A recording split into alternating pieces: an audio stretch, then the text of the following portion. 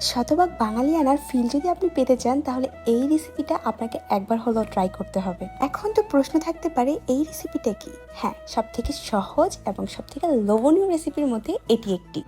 রান্নায় সবথেকে সহজ, মানে আমার মতো অলস যারা আছে তারা সবথেকে সহজে এই রান্নাটা করে ফেলতে পারবে। এই রান্নাটা করার জন্য রাতেই আমি বেশ কিছুটা সরিষা, মানে সাদা সরিষা ভিজিয়ে রেখেছিলাম, আর সকাল উঠে সেটাকে ব্লেন্ডার করে নিয়েছি। মানে সব থেকে সহজ হয়ে ব্লেন্ডার করেছি, আরও কিছু পেঁয়াজ এবং কাঁচামরিচ একসাথে, তারপর সেটাকে মিক্স করে নিয়েছি। অ্যান্ড তার সাথে মিশিয়ে দিয়েছি কিছু সরিষার তেল, সামান্য পরিমাণ লবণ এবং পরিমাণ মতো হলুদ। তারপর সেটাকে ভালো করে মেখে এর মধ্যে কাঁচা ইলিশটাকে ডিপ করে রেখে দিয়েছি আধা ঘন্টার জন্য। এটার কারণ হচ্ছে ইলিশটাকে যখন আমি এই মশলাটার মধ্যে ম্যারিনেট করে রাখবো তখন মশলাটা ইলিশের ভেতরে একদম ভরে যাবে, আর এটা খেতে আরও বেশি মজা হবে।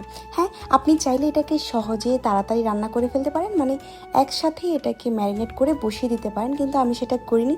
আমি একটু টাইম নিয়ে রান্না করেছি যাতে খেতে একটু বেশি জুসি হয়, একটু বেশি মজা হয়।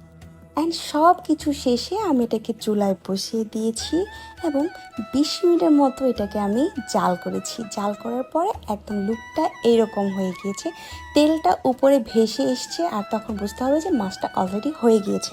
হ্যাঁ, মনে রাখতে হবে নিচে যাতে পোড়াটা না লাগে, ওই পোড়াটা লাগলে কিন্তু খেতে একটু তেতো হয়ে যাবে। সরিষা ইলিশ রান্নার সময় একটা কথা সবসময় মনে রাখতে হবে, সরিষাটা অনেকক্ষণ ধরে বেটে রাখা যাবে না, তাহলে সরিষাটা তেতো হয়ে যায়।